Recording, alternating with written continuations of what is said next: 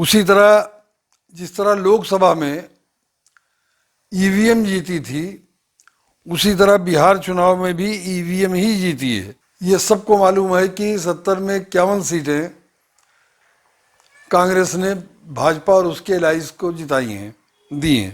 UP में 20 से ज़्यादा इंसानों को कम्युनल गोलियों से मौत के घाट उतारा गया।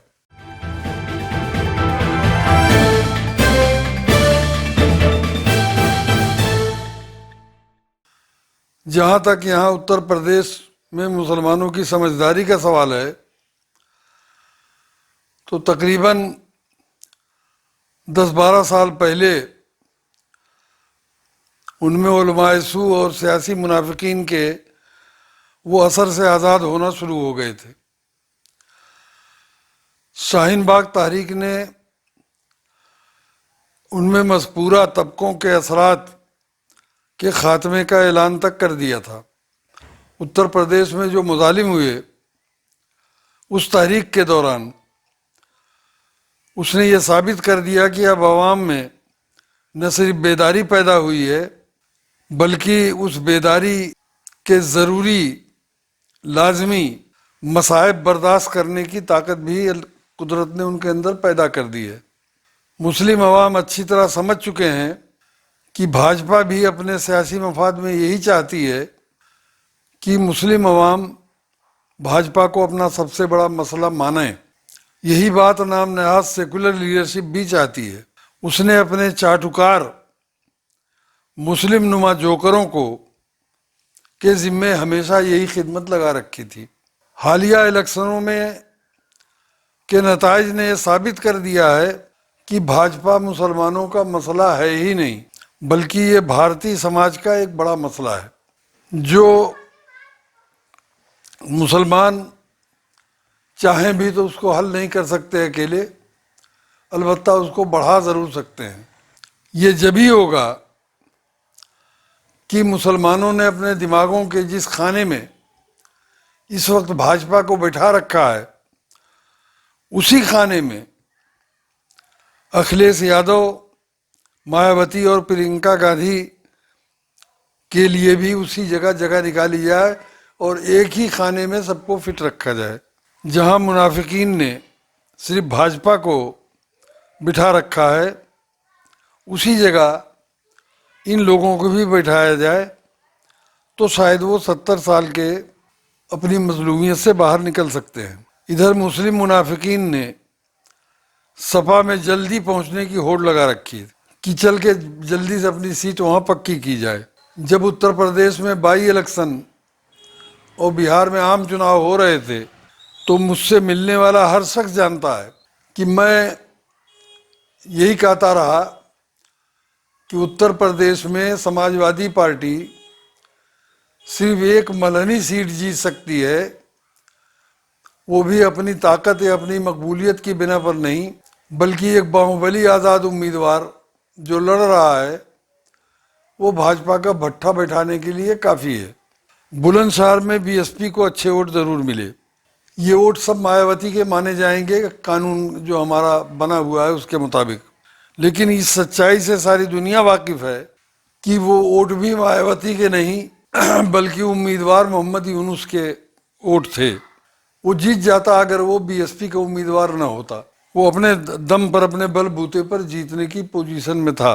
उसी तरह जिस तरह लोकसभा में ईवीएम जीती थी, उसी तरह बिहार चुनाव में भी ईवीएम ही जीती है। लेकिन ये एक सच्चाई है कि महागठबंधन ने अपनी हार की स्पिरिट उसी वक्त लिख दी थी जब उसने कांग्रेस जैसे मुर्दा घोड़े को 15-20 सीटों की जगह पर 70 सीटें दे दी थी। ये सबको मालूम है कि 70 में 51 सीटें कांग्रेस ने भाजपा और उसके एलाइज को जिताई हैं, दी हैं। फिर भी इतनी बड़ी लहर थी कि इस बड़ी गलती के बावजूद भी तेजस्वी यादव वहां जीत जाते।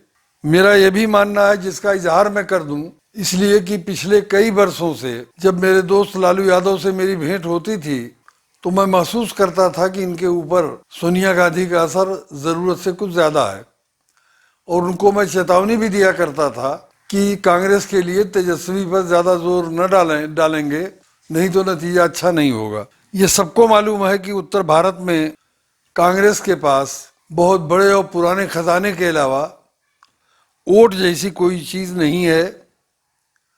कुछ परंपरागत नेता हैं बस, जिनके पास कोई वोट नहीं, ना उनका जाति और न कांग्रेस का, और वो भी पुराने लूटे हुए माल में से अपना हिस्सा लूटने के लिए कांग्रेस में है। आखिर हम उत्तर प्रदेश के लोग कब ये समझेंगे कि जब 13% की आबादी जात के नाम पर मुनज्जम होकर और उसके हर उम्मीदवार को अपना वोट देकर, इसके बावजूद कि उनके वोटों को नीलामी पर नेता चढ़ाते रहे, फिर भी वो 207 सीटें जीत कर अक्सरियत ला सकती है। जब 9% आबादी 100% नहीं बल्कि 60-70% तक मुनज्जम होकर जात के नाम पर एक पार्टी को अपना वोट और सपोर्ट देकर अक्सरियत ला सकती है, तो 20% से ज़्यादा आबादी अपने एक सियासी तजर्बाकार शख्स की क़यादत में मुनज्जम होकर अक्सरियत क्यों नहीं ला सकती। आप कहेंगे कि मुसलमानों में मसलक और ज़ात बिरादरी के इख्तलाफात हैं। इख्तलाफ किस इंसानी माशरे में नहीं है, लेकिन ये भी तो मालूम है मुसलमान होने के नाते कि कुदरत हमेशा जब चाहती है शर में से खैर और खैर में से शर निकाला करती है। हमारे दोस्तनुमा दुश्मनों ने अपने लंबे इक़्तिदार के दौरान और दुश्मन नज़र आने वाले दुश्मनों ने अपने छोटे से इक़्तिदार में हमें पीट कर अब एक जाति में बदल दिया है। क्या इस सच्चाई से कोई इनकार कर सकता है? कौन नहीं जानता कि मुरादाबाद की ईदगाह में सैकड़ों को मौत की नींद सुलाने वाले हाशिमपुरा और मलियाना में घरों से उठाकर हिटलर के बाद पहली बार अपने शहरियों को नदियों और नहरों के किनारे सरकारी मशीनरी से कत्ल कराकर उनकी लाशें बहाने वाले और ज़िला गाज़ियाबाद के मसूरी थाना घेरने वाले, जबकि थाना घेरना यूपी में मामूल है। रोज़ 2-4 थाने पूरे उत्तर प्रदेश में घेरे जाते हैं, लेकिन थाना घेरने वाले कुरान फाड़ने के नाम पर मुसलमान थे, इसलिए उनमें 11 को सेकुलर गोलियों से भून दिया गया था। और सीए तहरीक के दौरान यूपी में 20 से ज़्यादा इंसानों को कम्युनल गोलियों से मौत के घाट उतारा गया। क्या ये गोलियां चलाते वक्त मुरादाबाद की ईदगाह से लेकर सीए तहरीक तक किसी ने किसी का मसलक, किसी का जात बिरादरी, किसी का को अगड़ा पिछड़ा देखकर गोली चलाई, या एक गिरोह समझकर उस पर गोली चलाई, एक जात समझकर उस पर गोली चलाई, एक कौम समझकर उस पर गोली चलाई? क्या इतनी मोटी बात समझाने की ज़रूरत है? इत्तेहाद की बात तो मोमिन ही नहीं मुनाफिक भी करते हैं। चंद उलमाए हक ही नहीं, सैकड़ों उलमाए सू और सियासी मुनाफिकीन भी करते हैं इत्तेहाद की बात, और ऐसी ख्वाहिश का इजहार करते हैं जिस तरह बच्चा चांद को पकड़ने के लिए उछलता है। बामकसद इत्तेहाद जब ही मुमकिन है जब एक तजर्बाकार सियासी आदमी की क़यादत में एक नेक नाम जमात या सियासी पार्टी बनाई जाए, फिर उसको सियासी अंदाज में गांव-गांव तक फैलाया जाए और अवाम ये तय कर लें, जिस दिन ये तय कर लेंगे कि अब हमारा वोट जमात की अमानत है, हम 10 कदम चलेंगे तो जमात के लिए, 10 रुपया खर्च करेंगे तो जमात के लिए, 10 कतरा पसीना बहाएंगे तो जमात के लिए, किसी और के लिए नहीं। हम उसकी गलतियों पर तनकीद भी करेंगे, लेकिन वोट सिर्फ उसी को देंगे, चाहे उम्मीदवार किसी भी जात, धर्म, मजहब, बिरादरी का हो। उसी जिस दिन उत्तर प्रदेश के 20 से ज़्यादा फीसदी आबादी ने यह फैसला लिया, मेरी ये बात नोट कर लें कि उसके बाद जो भी इलेक्शन होगा, उस इलेक्शन के नतीजे में जो गुलाम समझे जाते हैं वो मालिक बन जाएंगे। लेकिन फैसला मजबूत होना चाहिए। क्या कहीं कुरान में खुदा ने लिखा है या हदीस में रसूल ने हुक्म दिया है कि बेटा हमेशा भटके हुओं को अपना राहबर बनाओ और हमेशा उन्हीं के पीछे चलो? एक दिन में सब नंगे हो जाएंगे।